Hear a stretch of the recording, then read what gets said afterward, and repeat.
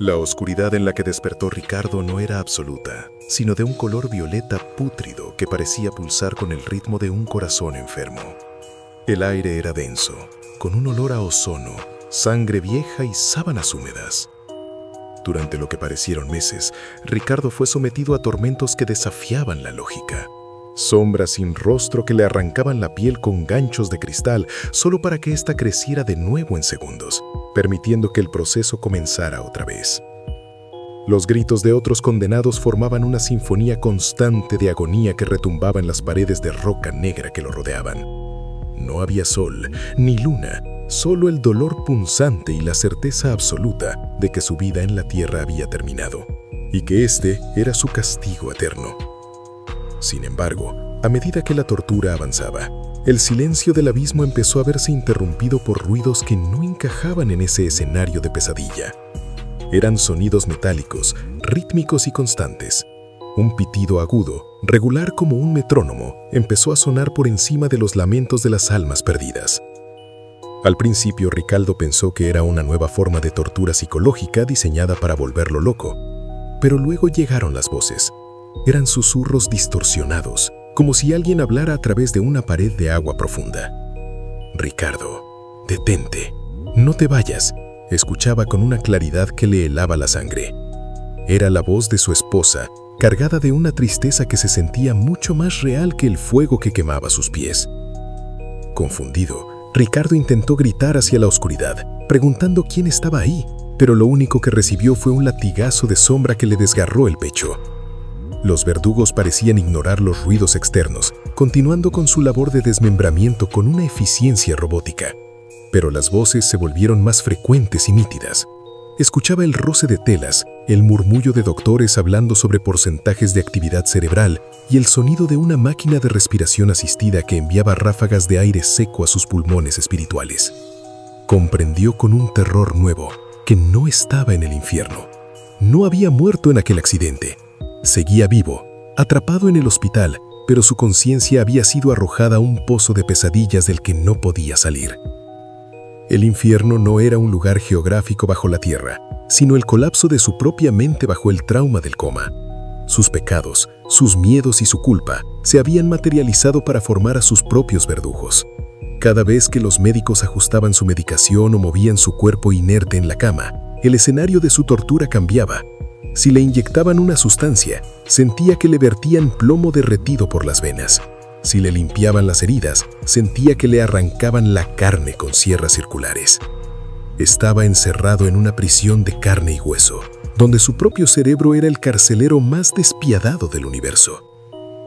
Desesperado por escapar, empezó a luchar contra las sombras. Se obligó a ignorar el dolor de los ganchos y se concentró en el pitido del monitor cardíaco. Intentó mover un dedo en el mundo real. Puso toda su voluntad en romper la barrera que separaba su mente destrozada de la habitación del hospital. Podía sentir el calor de la mano de su esposa sobre la suya.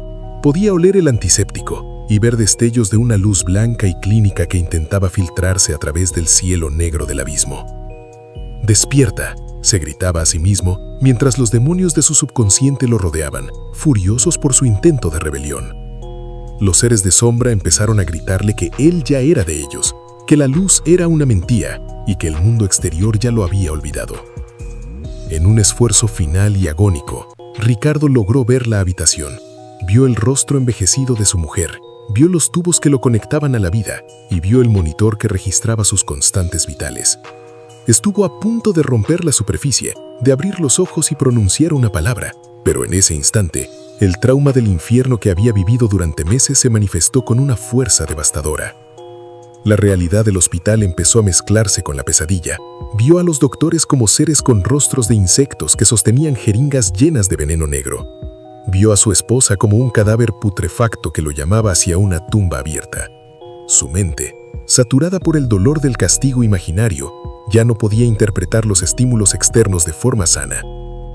El cerebro de Ricardo, dañado por el accidente y por la intensidad del sufrimiento simulado, sufrió un cortocircuito final. La distinción entre el mundo físico y el mundo del tormento se borró por completo.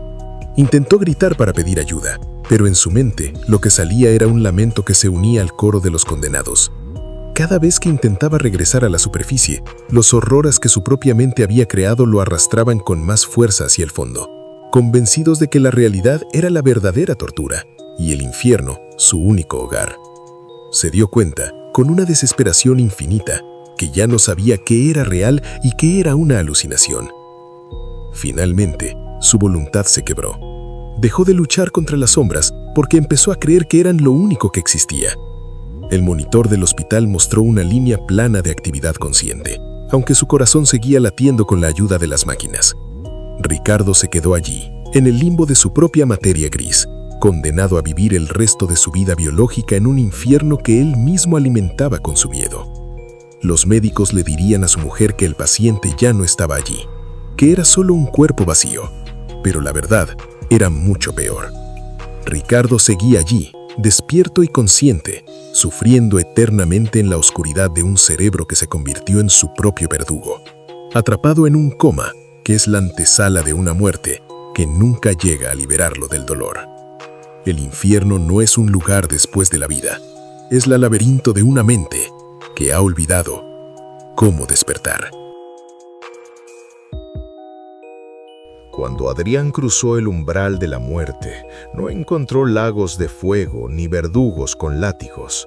Se halló en una sala inmensa, una especie de teatro infinito con butacas de terciopelo negro que se perdían en la penumbra.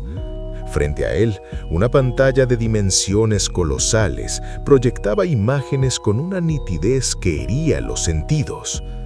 A su alrededor, millones de otras almas estaban sentadas en perfecto silencio, con la mirada clavada en el frente.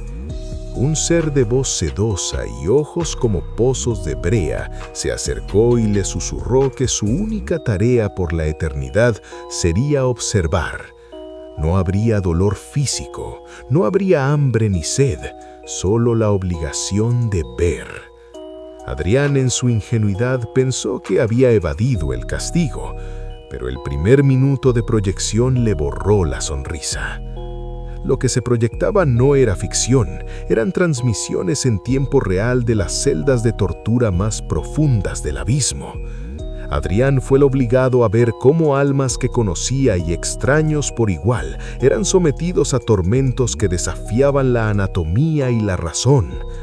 Escuchaba cada crujido de hueso, veía el brillo del terror en los ojos de las víctimas y sentía el eco de sus súplicas en sus propios oídos. El horror era tan intenso que intentó cerrar los ojos, pero descubrió que no tenía párpados espirituales. Intentó girar la cabeza, pero su cuello estaba bloqueado por una fuerza invisible. La tortura no era sobre su cuerpo, sino sobre su empatía. El infierno lo estaba obligando a ser el testigo involuntario de una agonía sin fin, convirtiendo su conciencia en un recipiente para el dolor ajeno. Pasaron lo que parecieron décadas de observación ininterrumpida. Al principio Adrián lloraba, gritaba y pedía clemencia para los que veía en pantalla. Sentía cada corte y cada quemadura como si fueran en su propia piel. La carga emocional era tan pesada que sentía que su alma se agrietaba bajo el peso de la compasión. Sin embargo, el diseño del sistema era implacable. El cerebro humano, incluso en su forma espiritual, tiene un límite para el horror. Después de 1000 años de ver desmembramientos y escuchar alaridos, la sensibilidad de Adrián empezó a atrofiarse. El llanto se convirtió en un sollozo seco y el sollozo se convirtió en un silencio indiferente. Llegó un punto en que las imágenes de niños sufriendo o de hombres siendo desintegrados ya no le provocaban náuseas. Empezó a observar los detalles técnicos del tormento, la precisión de los verdugos, la resistencia de las víctimas. La empatía, ese rasgo que lo hacía humano, fue muriendo lentamente, asfixiada por la sobreexposición a la crueldad. Un día se descubrió a sí mismo bostezando mientras veía a una familia entera ser condenada al olvido. En ese momento la pantalla frente a él se apagó y las luces del teatro se encendieron con una claridad quirúrgica. El ser de ojos de brea regresó, pero esta vez no estaba detrás de él, sino frente a él, ofreciéndole una mano. «Has superado la fase de prueba», dijo la entidad con una sonrisa que no llegó a sus ojos vacíos. «Has dejado de sentir, has dejado de ver a los demás como seres y has empezado a verlos como objetos de observación. Ya no eres un espectador, Adrián. Estás listo para el siguiente paso».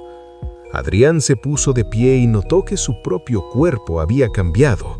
Su piel se había vuelto grisácea y dura como la piedra, y sus sentimientos se habían evaporado, dejando un vacío frío en su pecho.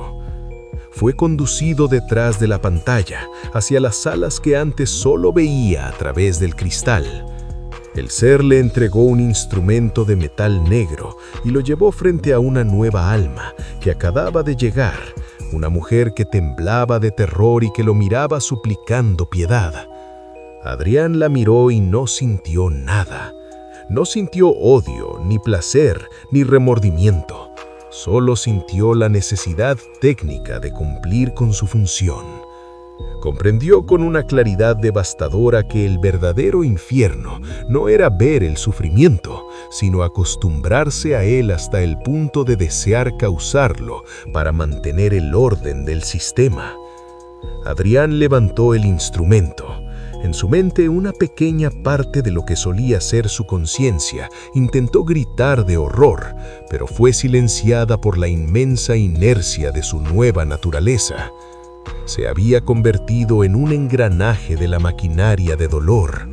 El sistema lo quebró de la forma más absoluta posible, no destruyendo su cuerpo, sino convirtiéndolo en aquello que más odiaba. Ahora él es el verdugo que otros espectadores son obligados a observar.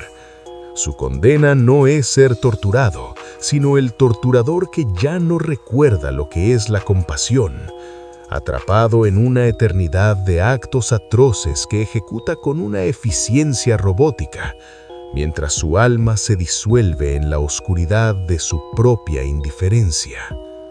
El infierno necesita espectadores para convertirlos finalmente en sus monstruos más fieles.